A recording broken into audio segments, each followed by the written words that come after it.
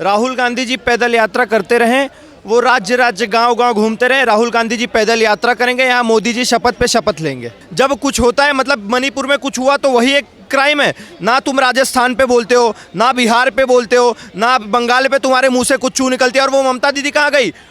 माफ नहीं करेगा। अब आए ना, अब नहीं आएंगी। ये सब दोगलापन इनका जो है ना, वो भारत की जनता देख रही है। जमीन से उठ के उसने मंजिल को पाया है, आसमान को उसने अपने कदमों में झुकाया है। कोई क्या बिगाड़ लेगा उसका, जिसके ऊपर प्रभु श्री राम का साया है। और हर राज्य से उसने कांग्रेस को भगाया है। क्या नाम है आपका? ऋषिकेश शुक्ला, कहाँ से हैं? यूपी बनारस। उत्तर प्रदेश से आए हैं। ये बताइए, राहुल गांधी भी आज उत्तर प्रदेश पहुंच गए हैं, क्या कहेगा भारत का युवा? देखो, राहुल गांधी जी के लिए एक ही बात कहना चाहूँगा, राहुल गांधी जी पैदल यात्रा करते रहें, वो राज्य राज्य गांव गांव घूमते रहे। राहुल गांधी जी पैदल यात्रा करेंगे, यहाँ मोदी जी शपथ पे शपथ लेंगे। बस यही होने वाला है। राहुल गांधी जी की मम्मी ने इस्तीफा दे दिया, थक गई वो लड़ते लड़ते, कुछ नहीं हो पाया उनका। राहुल गांधी जी की बहन, वो बेटी हूँ, लड़की हूँ, लड़ सकती हूँ का नारा देते देते थक गई वो भी। राहुल गांधी जी भी कभी ना कभी पैदल चलते चलते थक ही जाएंगे। जो लाख 1.5 लाख 2 लाख के जूते पहनते हैं, वो कब तक सहारा देंगे? कभी ना कभी राहुल गांधी जी थकेंगे। जितना राहुल गांधी जी पैदल यात्रा करेंगे, उससे 10 गुना ज़्यादा मोदी जी शपथ ग्रहण का समारोह करेंगे। बस यही फर्क है। वो तो ये कह रहे हैं कि हम लोकतंत्र को बचाने के लिए निकले हैं, जनता की आवाज़ उठा रहे हैं, यात्रा जो है वो रुकने वाली। अगर इतना ही लोकतंत्र बचाना है तो भैया बंगाल जाए ना। बंगाल में जो हुआ, ये जो इनका शाहजहां शेख ने जो कारनामे करे हैं, उनके समर्थन में इनके मुंह से कोई शब्द निकला? मणिपुर तो पूरा साल भर तुमने गाना गाया। अब शाहजहां शेख पे भी कुछ बोल दें, उसके ऊपर कोई नहीं बोलेगा। अब प्रियंका वाड्रा कहाँ चली गई? लड़की हूँ, लड़ सकती हूँ।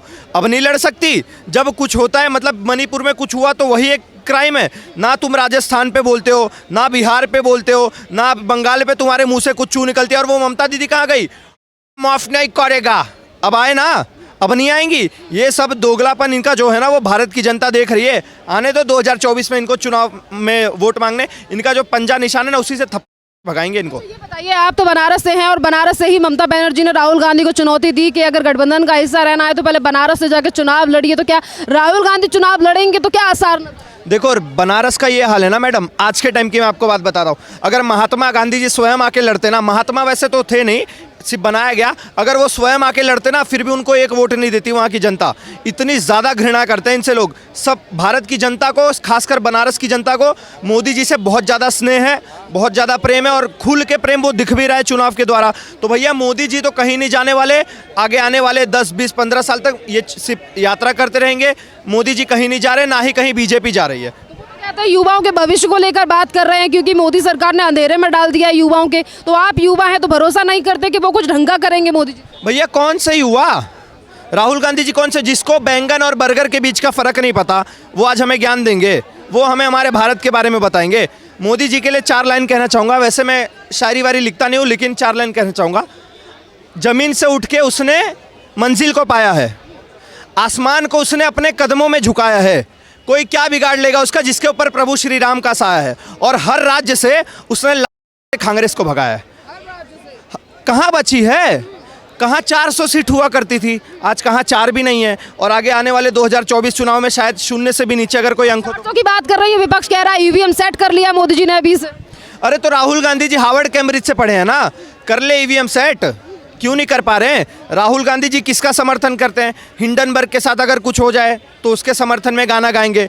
जॉर्ज सोरोस के समर्थन में बोलने लग जाएंगे। ग्रेटा थनबर्ग के समर्थन में बोलेंगे। बीबीसी को अगर यहाँ की सरकार बैन करती है तो भैया तुम बीबीसी के समर्थन में उतर जाते हो। जो हमारे भारत के स्वयं बड़े बड़े पत्रकार हैं, उनको तुम निलंबित, उनके अगेंस्ट खड़े हो जाते हो कि भैया हम 14 पत्रकारों को बॉयकॉट कर देते हैं। तो बताइए ना, जब हर चीज़ में तुम भारत का विरोध कर रहे हो तो भारत की जनता तुम्हें क्यों प्यार करेगी?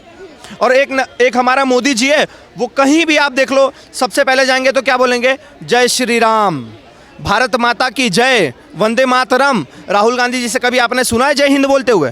मैं पर्सनली मैं अपनी बात बता रहा हूँ, मैंने उनकी इतनी सारी डिबेट देख ली। जब मैं कॉमेडी नाइट्स विद कपिल देख के थक गया तो मैंने राहुल गांधी की काफ़ी सारी डिबेट्स देख डाली।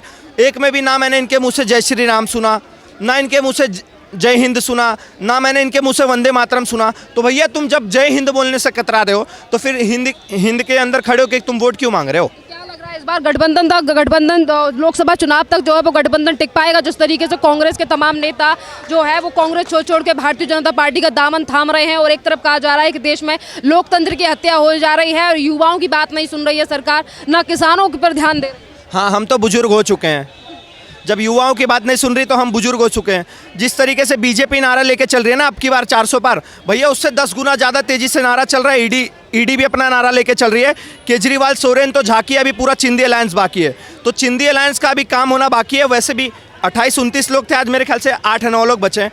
2024 आने दीजिए, अकेले राहुल गांधी जी घूमेंगे। यहाँ से ममता उनको थप्पड़ मार, वहाँ से केजरीवाल थप्पड़ मारेगा, वहाँ से अखिलेश यादव थप्पड़, राहुल गांधी जी सिर्फ थप्पड़ और वहाँ मोदी जी प्रधानमंत्री पद पे जाके बैठ जाएंगे। एक बार मोदी आ रहे हैं। आप बोलो मत बोलो, मैं बोलूँ ना बोलूँ, भारत की जनता बोल रही है। आप चाहोगे ना, ये कांग्रेस वाले चाहेंगे ना कि भैया बीजेपी आ रही है उसको भगाओ वहाँ से, उसकी हवा इतनी तेज ना वैक्यूम क्लीनर से खींच के ले आएंगे हम उनको अब कहीं नहीं जाने दे रहे जब तक वो खुद रिटायरमेंट नहीं लेते, इस पद से नहीं थक जाते कि भैया अब हमें जाना है हिमालय पे, तब तक हम उनको नहीं छोड़ने वाले। मोदी जी ने अंधविश्वास फैला रखा है, हिंदू मुसलमान कर रखा है, देश में नफरत फैला रखी है। तो मैं खुल के आपके चैनल पे बोल दे रहा हूँ, जब तक ये नफरत भारत में जिंदा है, जब तक ये अंधविश्वास भारत में जिंदा है, जब तक मोदी जी हम जैसों में नफरत फैला रहे हैं, हमारे अंदर अगर हमारे धर्म की बात कर रहे हैं वो अंधविश्वास फैला रहे हैं, तब तक ही मैं बीजेपी को वोट दूंगा।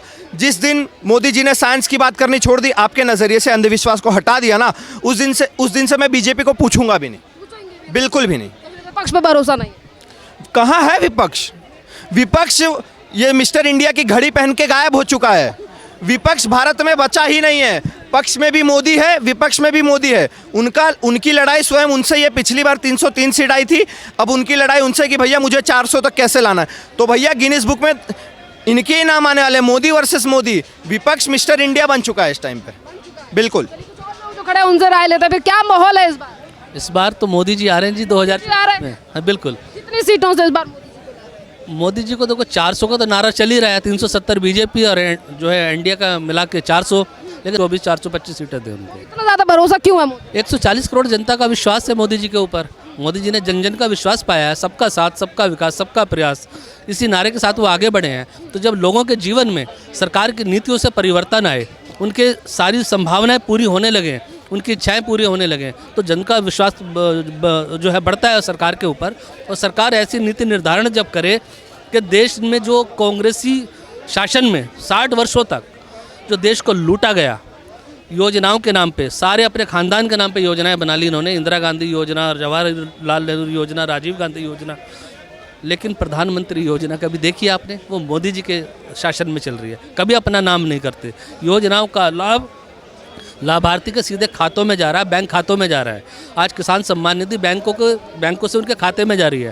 पुरानी सरकारें खुद बोलती थी, प्रधानमंत्री कह रहा है आप किस किसान सम्मान निधि की बात कर रहे हैं, विपक्ष आज भी कह रहा है कि किसान जो है वो परेशान कर रखा है मोदी सरकार ने, बॉर्डरों पर बैठा है, कील ठोकी जा रही है। किसान जो बॉर्डरों पर बैठे हैं ये किसान नहीं है मैडम जी, पत्रकार महोदय। किसान तो अपने खेतों में गेहूं को पानी दे रहा है, गेहूं की फसल का टाइम है ये बोने का, ठीक है ना। गन्ना कटने के बाद गेहूं की फसल बोई जाती है मार्च में, तो किसान तो अपने खेतों में पानी दे रहा है बेचारा। ये लोग जो बैठे हैं ये आड़तीय लोग हैं, ये किसानों के कंधे पे बंदूक रख के सरकार को डराना चाहते हैं, ब्लैकमेल करना चाहते हैं। दिल्ली की, देश की राजधानी दिल्ली की सीमाओं को बंधक बना के दिल्ली में एक तरह से जैसे पहले अराजकता फैली, हमारे तिरंगे का अपमान हुआ, हमारे लाल किले का अपमान हुआ, ठीक है, तो वही प्रक्रिया इनकी चल रही है। इसको हम कामयाब नहीं होने देंगे। इस बार सरकार आ रही है वापस, बिल्कुल आ रही है, एक बार फिर मोदी सरकार, और अब की बार तो 400 पार। राहुल गांधी के बारे में? राहुल गांधी नमस्ते, बाय बाय, टाटा, जाओ। कहीं भी प्रधानमंत्री नहीं बनोगे राहुल गांधी, आप कभी नहीं बनेंगे। भारत जोड़ो न्याय यात्रा कर रहे हैं। अन्याय यात्रा चल रही है उनके खुद लोग जो है मध्य प्रदेश से निकल चुके हैं भारतीय जनता पार्टी को ज्वाइन करने के लिए। उनको रोके, जो उनके पुराने पूर्व मुख्यमंत्री हैं निकल चुके हैं बीजेपी को ज्वाइन करने के लिए। अपने लोग रुक नहीं रहे उनसे, अपने लोगों को न्याय नहीं दे रहे और न्याय यात्रा पे निकले हैं। हाँ जी, टीवी में हमने देखा, खबरें आ रही हैं, तो अच्छी बात है, आ रहा है। हमारा तो भारतीय जनता पार्टी का कैडर मजबूत हो रहा है। बहुत धन्यवाद आपका।